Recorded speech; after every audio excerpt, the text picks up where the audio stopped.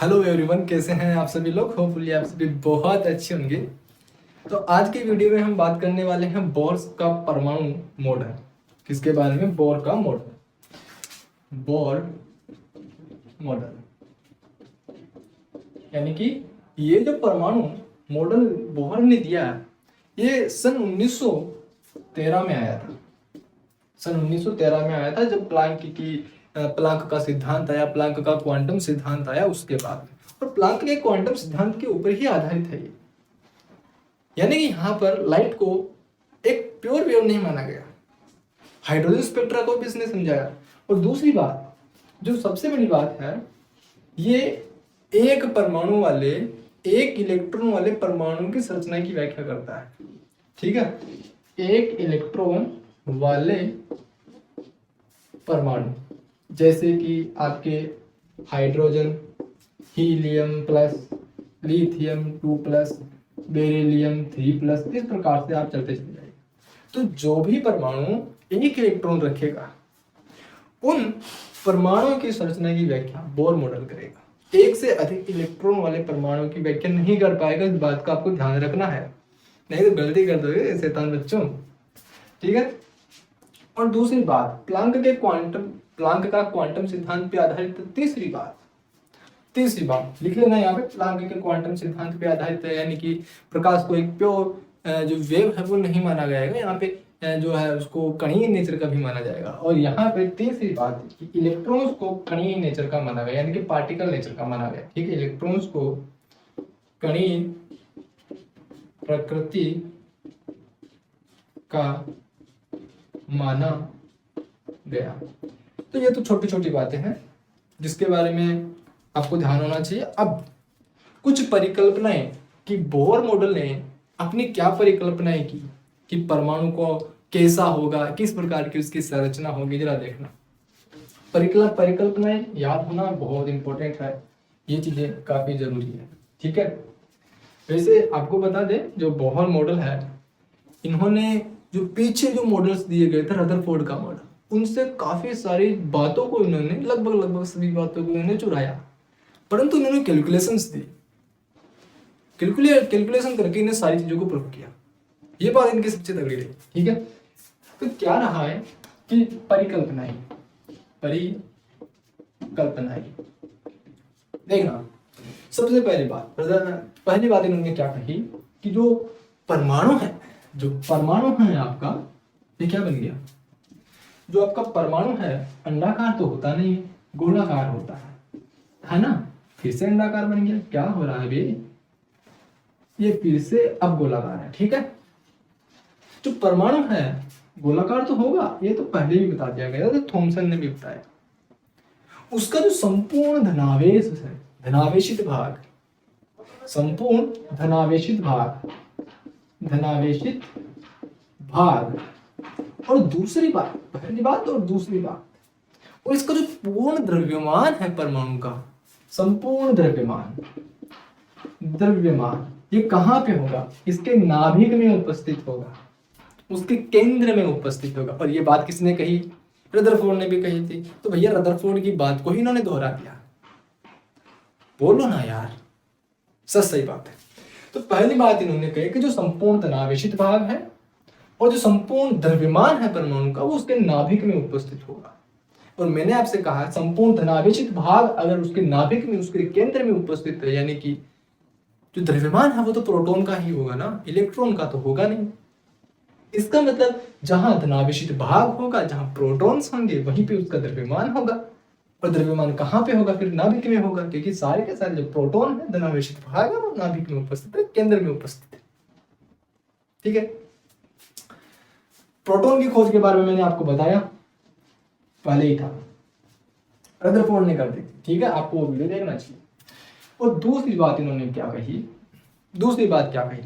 अब इसके कुछ ड्रॉबैक्स रदरफोर्ड के, जैसे कि जो इलेक्ट्रॉन्स नाभिक के चारों ओर चक्कर, वृत्ताकार पथ में चक्कर लगाता है। दूसरी बात इन्होंने क्या कही कि जो इलेक्ट्रॉन्स हैं, ये आपका परमाणु है, साफ बनाते हैं, मान के चलते हैं ये आपका कोई परमाणु है, ये परमाणु है। ठीक है। इस परमाणु में जो इलेक्ट्रॉन्स होंगे ना, इलेक्ट्रॉन्स होंगे, ये नाभिक हो गया, और जो इलेक्ट्रॉन्स होंगे ये इसके नाभिक के चारों ओर वृत्ताकार पथ में चक्कर लगाते हैं। ये जो मैंने आपको सर्किल दिखाया है, ये सर्किल क्या है? ये तो आपका इलेक्ट्रॉन हो गया, ऋणावेशित भाग हो गया, और ये क्या है? वृत्ताकार पथ है। ये क्या है? वृत्ताकार पथ, जिसे हम कक्षा भी कहते हैं, जिसे हम कक्षा भी कहते हैं। और इन्हीं ऑर्बिट्स में, इन्हीं कक्षा में इलेक्ट्रॉन चारों ओर चक्कर लगाएगा, ठीक है? इलेक्ट्रॉन चक्कर लगाएगा, ठीक है?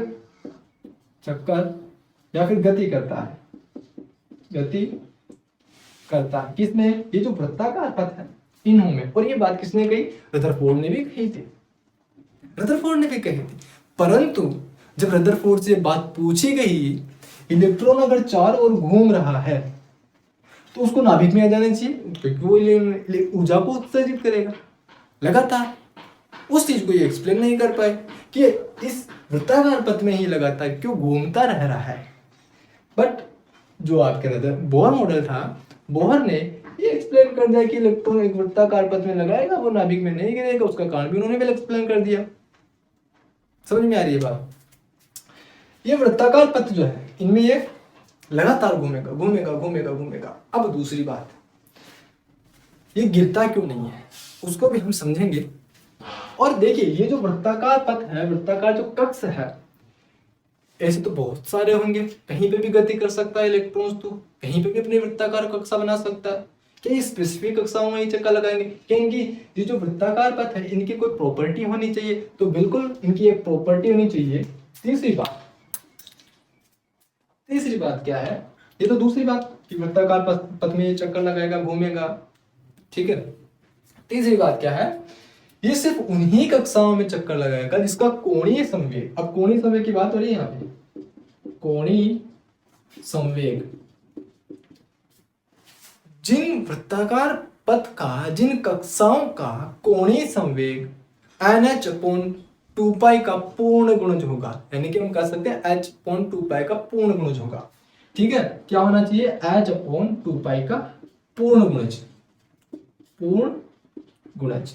यहाँ पे हम n भी लिख सकते हैं, यानी कि ये नंबर ऑफ कक्षा है, 1 2 3 4 कुछ इस प्रकार से, ठीक है? कोणीय संवेग को हम क्या कहते हैं? MVR, ठीक है? यानी कि ये वाली चीज। तो ये सिर्फ उन्हीं कक्षाओं में चक्कर लगाएगा जिनका कोणीय संवेग MVR is equal to NH/2π होना चाहिए, यानी कि H/2π का पूर्ण गुणज होना चाहिए, उसी कक्षा में ये चक्कर लगाएगा। कोणीय संवेग होना चाहिए किसका? इलेक्ट्रॉन का। इलेक्ट्रॉन का कोणीय संवेग H/2π का पूर्ण गुणज होना चाहिए, उसी कक्षा में वृत्ताकार पथ में चक्कर लगाएगा। बात समझ में आ गई? बोलो ना यार। यहां पे m क्या है? इलेक्ट्रॉन का मास ऑफ इलेक्ट्रॉन। ये क्या है? वेलोसिटी, वेग ऑफ इलेक्ट्रॉन, इलेक्ट्रॉन का वेग। r क्या है? जिस वृत्ताकार पथ में इलेक्ट्रॉन घूम रहा है, उस वृत्ताकार कक्ष में गति कर रहे इलेक्ट्रॉन की नाभिक से दूरी, त्रिज्या। समझ में आ गई? तो वृत्ताकार पथ की त्रिज्या ऐसे आप कर सकते हो, ठीक है? और h क्या है यहाँ पे? Planck constant, h is equal to Planck constant, जिसकी वैल्यू मैंने आपको बताई कितनी होगी, बोलो जरा। भूल गए? बेशर्म, हद पार हो गई। मैंने आपसे कहा था इंपॉर्टेंट चीज है, याद होनी चाहिए। कितनी है? 6.626 मल्टीप्लाई 10⁻⁻34 जूल सेकेंड। बेशर्मो, छोटी सी बात आप याद नहीं कर सकते और बहुत मॉडल को पढ़ने चले हो। अब सुनो, ये जो वृत्ताकार पथ है, ये जो कक्षाएं हैं जहां पे इलेक्ट्रॉन घूम रहा है, उन्हें हम स्थायी कक्षा भी कर रहे हैं। यह है अपनी स्थायी कक्षा। और स्थायी कक्षा का मतलब क्या है? तो जिस कक्षा में इलेक्ट्रॉन घूम रहा है परंतु घूमते हुए एनर्जी को इमिट नहीं कर रहा है, एनर्जी को उत्सर्जित नहीं कर रहा है, तो ऐसी कक्षाओं को हम कहेंगे स्थायी कक्षा, जहां इलेक्ट्रॉन अपनी ऊर्जा को उत्सर्जित नहीं करेगा। ये क्या है? जहां इलेक्ट्रॉन ऊर्जा को उत्सर्जित नहीं करेगा। ऐसी कक्षाओं को हम क्या कहेंगे? स्थायी कक्षा कहेंगे। इतनी सी तो बात समझ में आ गई होगी। अब जो सबसे बड़ा मिसकॉन्सेप्शन था किसका? रदरफोर्ड का, कि इलेक्ट्रॉन घूम रहा है पर ऊर्जा को उत्सर्जित नहीं कर रहा है। उसका कारण देख लेते हैं। अब इन्होंने अपना जो फोर्थ पॉइंट है वो क्या बताया, इसको रख कर दे। पहला पॉइंट मैंने आपको पहले बता दिया। दूसरा पॉइंट ये लिख लो, वृत्ताकार पथ जिसमें इलेक्ट्रॉन गति करेगा उन्हें हम वृत्ताकार पथ कहते हैं। ठीक है, जहां इलेक्ट्रॉन गति करेगा वृत्ताकार पथों में इलेक्ट्रॉन गति करेगा। तीसरी बात आपको क्या करनी है? इलेक्ट्रॉन सिर्फ उन्हीं कक्षाओं में चक्कर लगाएगा जहां इलेक्ट्रॉन का कोणीय संवेग h/2π का पूर्ण गुणज होगा। ये फॉर्मूला याद कर लेना, इंपॉर्टेंट फॉर्मूला है बेटा। इसको आप इक्वेशन 1 लिख सकते हो। लिख सकते हो, mv/r = nh/2π। ये इक्वेशन नंबर 1 कर सकते हो, आगे काम में आएंगी ये चीजें। ठीक है, हो गया। और चौथी बात क्या कही? स्थायी कक्षा की, जो स्थायी कक्षा है वृत्ताकार पथ जहां पे इलेक्ट्रॉन घूम रहा है उसे तो स्थायी कक्षा कहेंगे, क्योंकि ये इलेक्ट्रॉन को, ये जो इलेक्ट्रॉन्स है घूमते समय एनर्जी को इमिट नहीं करते। रफ करें, चलिए अब अपन एक बहुत इंपॉर्टेंट बात जो कि आनी चाहिए आप लोगों को, उसको डिस्कस कर लेते हैं, जो कि काफी इंपॉर्टेंट है। कि जो इलेक्ट्रॉन है वो वृत्ताकार पथ में घूम रहा है, मान लिया कि घूम रहा है, तो फिर जो रदरफोर्ड का, जिस प्रकार से रदरफोर्ड फेल हुए थे उसको कैसे एक्सप्लेन करोगे सर? देखिए ये क्या है, आपका परमाणु है, बहुत बड़ा बन गया, कोई बात नहीं। यहां पे मान के चलते हैं इलेक्ट्रॉन ये यहां पे प्रेजेंट है और यहां पे है आपका कहीं पे नाभिक, सेंटर में बनाना आप लोगों को, ठीक है। और इस नाभिक का जो आवेश है वो मान लो Ze है, क्योंकि भैया नाभिक का तो आवेश होगा ना, क्योंकि उसमें प्रोटॉन उपस्थित है और प्रोटॉन का आवेश तो भैया Ze है, Ze है। समझ में आई बात? Z अगर हम रिप्रेजेंटेशन करते हैं, सर आप कह सकते हो कि सर हमने E क्यों लिया, ये तो इलेक्ट्रॉन हो गया बेटा। इलेक्ट्रॉन की रिप्रेजेंटेशन ऐसी होती है, ये आवेश की रिप्रेजेंटेशन कर रहे हैं, गलती कर दोगे यहाँ पे, ध्यान रखना इस चीज को। अगर सिर्फ Z की रिप्रेजेंटेशन करते यानी कि उसके नाभिक की रिप्रेजेंटेशन कर रहे हैं, अपन नाभिक के आवेश की रिप्रेजेंटेशन कर रहे हैं Ze से। दूसरी बात, जो इलेक्ट्रॉन पे आवेश कितना होगा वो E मान के चलते हैं। ये तो आपका इलेक्ट्रॉन, ये इसके ऊपर जो आवेश होगा वो E आवेश होगा, E आवेश, ठीक है, E चार्ज लिख लो आप, चार्ज, ठीक है। और नाभिक यानी कि जो धनावेशित भाग है वहां से इसकी जो डिस्टेंस है वो स्मॉल r है। इलेक्ट्रॉन गति कर रहा है v वेग से, ये इस तरफ जाएगा v वेग से ये गति कर रहा है, इसकी स्पीड है v स्पीड मान के चल लेते हैं। तो देखिए इलेक्ट्रॉन और नाभिक, इनके बीच में एक आकर्षण फोर्स होगा, और जब भी कोई वृत्ताकार पथ में गति करता है पार्टिकल तो वहां पर एक फोर्स अप्लाई होता है जिसे हम कहते हैं अपकेंद्रीय बल। यहाँ पर जो अपकेंद्रीय बल है वो बाहर की ओर, ठीक है, लग रहा है मान लीजिए, ठीक। अगर ये घूम रहा है तो बाहर की ओर भी कोई एक ऐसा फोर्स होगा जिसको खींच रहा होगा। जैसे कि मान के चलती है आप किसी मोड़ पे एकदम से घूम जाते हो तो गाड़ी पलटी खाती है कि नहीं खाती है? खाती है ना। क्यों खाती है? वही यही अपकेंद्रीय बल के कारण। समझ में आ रही है? तो जब आप एकदम से घूमते हो तो वहां पर अपकेंद्रीय बल जो है कि बाहर की ओर लग रहा है मान के चलते हैं, तो इस फोर्स को कि इलेक्ट्रॉन बाहर ना जा पाए, इलेक्ट्रॉन भाई घूम रहा है स्पीड से, बहुत स्पीड होती है तो वो बाहर चला जाना चाहिए, सिर्फ इसी वृत्ताकार पथ में गोल गोल के घूम जा रहा है। वो इसलिए है क्योंकि इधर जो इलेक्ट्रॉन और नाभिक का आकर्षण बल है, अगर ये आकर्षण बल और ये अपकेंद्रीय बल दोनों बराबर हो गए, दोनों इक्वल हो गए, दोनों बराबर हो गए, तो इलेक्ट्रॉन वृत्ताकार पथ में घूम सकता है। बोला यार, घूम सकता है गोल गोल। मान के चलते हैं मैं यहाँ पे खड़ा हूँ, एक इधर बलवान है और एक इधर छोटा इंसान है, मान के चलते हैं। तो मेरे को अब खींचा जाए, ये एक बॉर्डर लाइन है, अब कहा जाए कि दोनों पकड़ लो इधर से, अब कौन किसको किधर खींचता है? अब भैया बलवान आदमी तो मेरे को खींच लेगा, इधर छोटा बच्चा कैसे खींच पाएगा? लेकिन दोनों ही बराबर शक्तिशाली आदमियों को लगा दिया जाए तो मैं ना इधर जाऊंगा ना उधर जाऊंगा, एकदम अपने स्टेट पे घूमता रहूंगा। बोलो ना यार, एकदम सही बात है ना।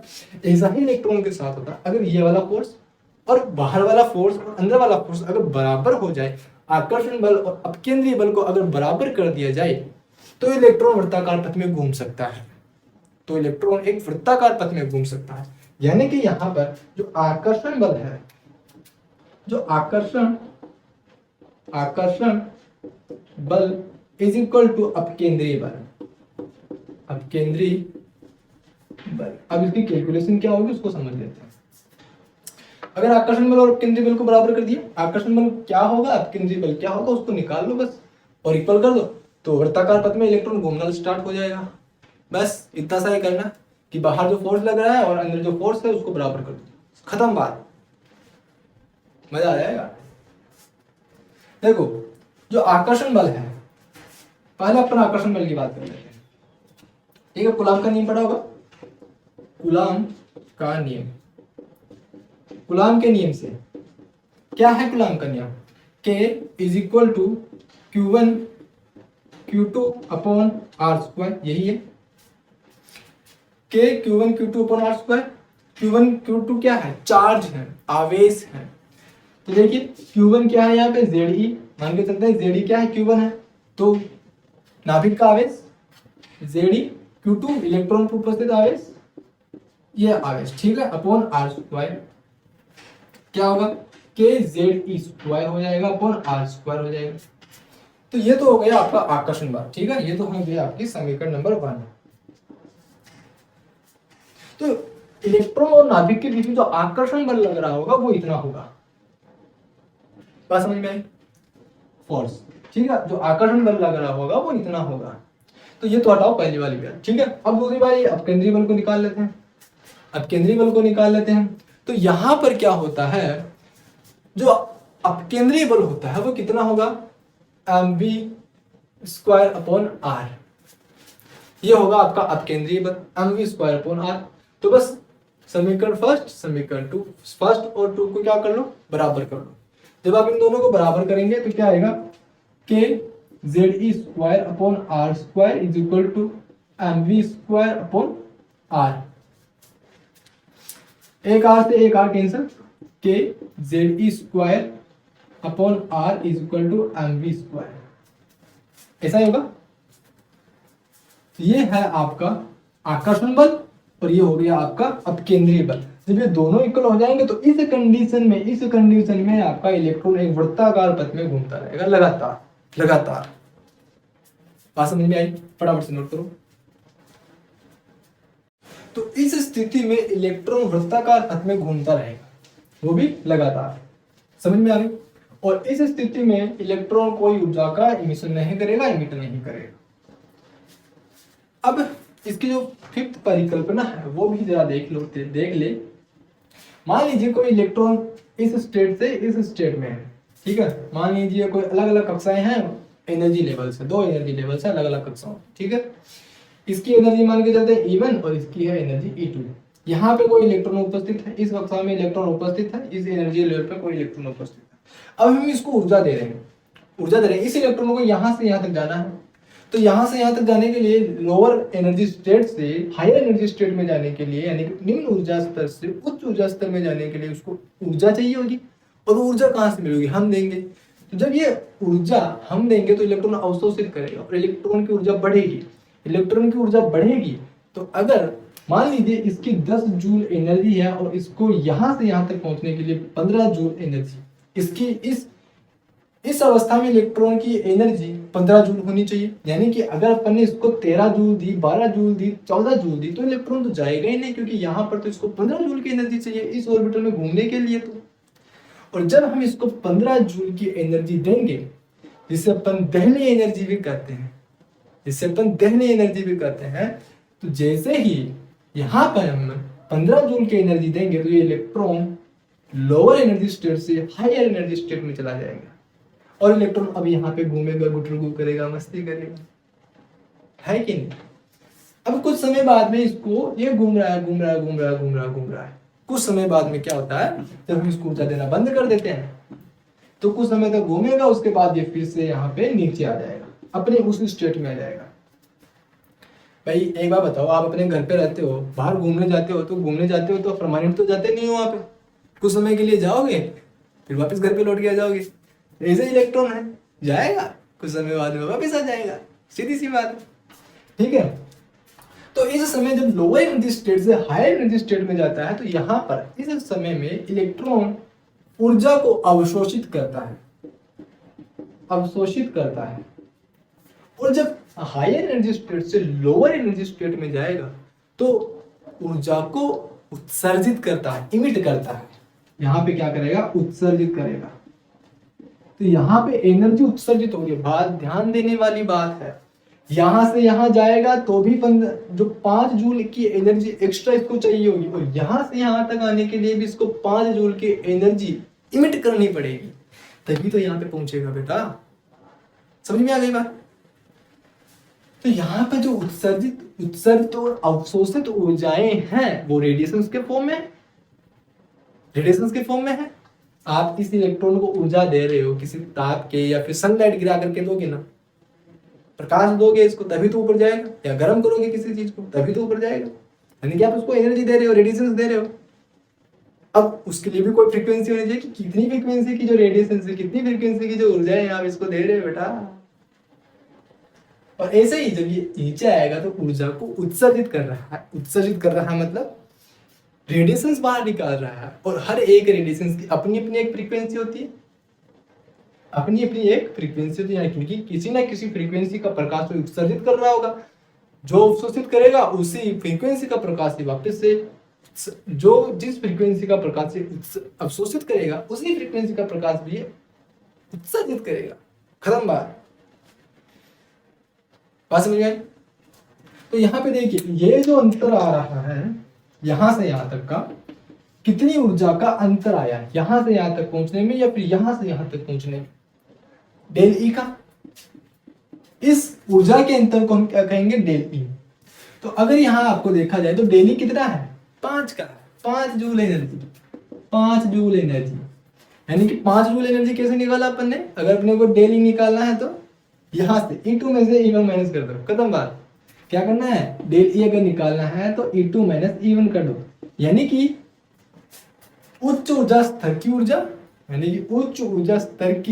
ऊर्जा और निम्न ऊर्जा स्तर की ऊर्जा, उन दोनों का अंतर निकाल लो, आपके डेल ई निकल के आ जाएगा। Difference of energy between both of these energy levels, ठीक है।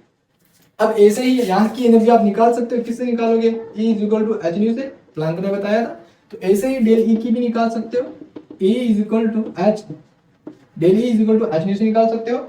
ऐसे ही आप क्या कर सकते हो, यहाँ से इसकी फ्रीक्वेंसी भी निकाल सकते हो, जो वेवलेंथ आपने यहाँ पे दी, कितनी रेडिएशन, किस आवृत्ति की रेडिएशन बाहर निकली, किस आवृत्ति की रेडिएशन आपने उसको दी, वो भी निकाल सकते हो। कैसे निकालोगे, nu is equal to del E upon H, कैसे निकालोगे, देखो frequency is equal to del E कैसे निकालोगे, E2 माइनस E1, खत्म बात। और ये है क्या आपका एच, देखिए प्लांक कांस्टेंट है, बस इतना सही तो करना है, बहुत सिंपल सी चीजें हैं बेटा, आप लोगों को समझ में आ जानी चाहिए, चीजें कर लोगे, हो जाना चाहिए, आ गई होगी मेरे हिसाब से बात समझ में आप लोगों को। तो बाकी की बातें नेक्स्ट क्लास में करेंगे, वरना वीडियो लेंथी हो जाएगा, आप बोरिंग हो जाओगे, और अपने पास इतना डाटा नहीं है कि इतनी बड़ी वीडियोस को ऊपर अपलोड करना है, ठीक है। सो मिलेंगे नेक्स्ट क्लास में, आगे की जो बातें हैं उनको लेके आएंगे, बोर की क्या क्या बातें उन्होंने बताई, अभी कैलकुलेशन वाला भाग तो हुआ नहीं है, इसकी जो परिकल्पना है वही अपन ने भी देखी है। तो नेक्स्ट वीडियो में मिलेंगे, तब तक के लिए thank you so much for watching this video, और हाँ, जय किसान, जय भारत, वंदे मातरम।